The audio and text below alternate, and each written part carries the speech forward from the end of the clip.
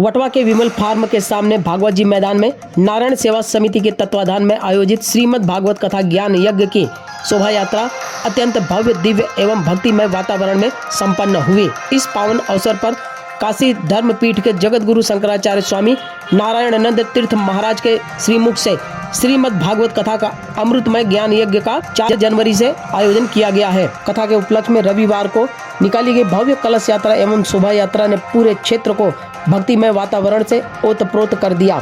शोभा यात्रा में धर्म, संस्कृति और सनातन परंपरा की अनुपम झलक देखने को मिली। कथा के मुख्य यजमान उद्धवजी पांडे ने कहा कि शोभा यात्रा में गुजरात राज्य के पूर्व गृह राज्य मंत्री प्रदीप सिंह जाडेजा, पटवा विधानसभा क्षेत्र के विधायक बाबू सिंह यादव ने उपस्थित रहकर शंकराचार्य महाराज से आशीर्वाद प्राप्त किया। इसके अतिरिक्त भारतीय जनता पार्टी के वटवा वार्ड के प्रमुख, महामंत्री एवं संगठन की पूरी टीम भी कलश यात्रा में उपस्थित रही। दूसरी ओर कथा में प्रतिदिन भारी संख्या में भक्तों की भीड़ देखने को मिल रही है। शहर के विभिन्न समाज के अग्रणी कथा का लाभ लेने पहुंच रहे हैं। आरती में भी भक्तगण बड़े ही भक्तिभाव पूर्वक हिस्सा लेकर गुरु महाराज से आशीर्वाद प्राप्त कर रहे हैं। साथ ही कथा में पधारे मेहमानों का उद्धवजी पांडे तथा उनके पुत्र धर्मेश पांडे द्वारा मोमेंटो और भगवत गीता देकर उनका सम्मान किया गया। राजा परीक्षित को घबरा गए कि ऐसा उपाय बताइए कि किस प्रकार से हम नरकों से मुक्त हो सकें। सबसे जान अनजान में जो दोष पाप हो जाते हैं उनसे बचने का उपाय बता दीजिए। तो बताते हैं कि देखो, ये सारा का सारा श्रीमद् भागवत परमेश्वर की ईश्वर तत्व का प्रतिपादन करने के लिए, पूरा का पूरा श्रीमद् भागवत ईश्वर के परम तत्व का प्रतिपादन करने के लिए है।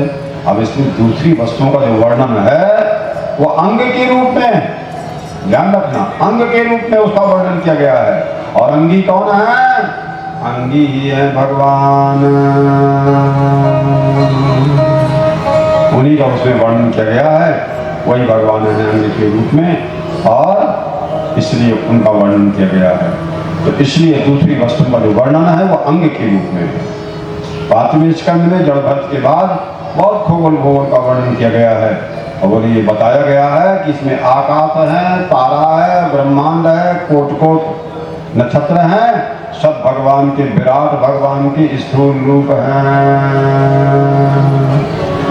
अब भगवान की जब विराट स्वरूप में हम मन लगाएंगे तो छोटी मोटी बातों को जो हम पकड़ लिए हैं, जिससे हमारा राग द्वेष हो गया है, दुराग्रह हो गया है, वो सब छूट जाएगा, हमारा मन निर्मल हो जाएगा, तब परमात्मा का साक्षात्कार करेगा।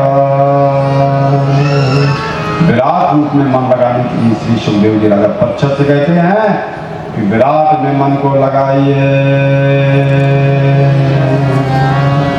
नारायण सेवा समिति आप सभी लोगों के लिए यह श्रीमद् भागवत कथा ज्ञान यज्ञ का आयोजन किया गया है। आप सभी लोग ज्यादा से ज्यादा संख्या में पधार कर पुण्य फल के सहभागी बने।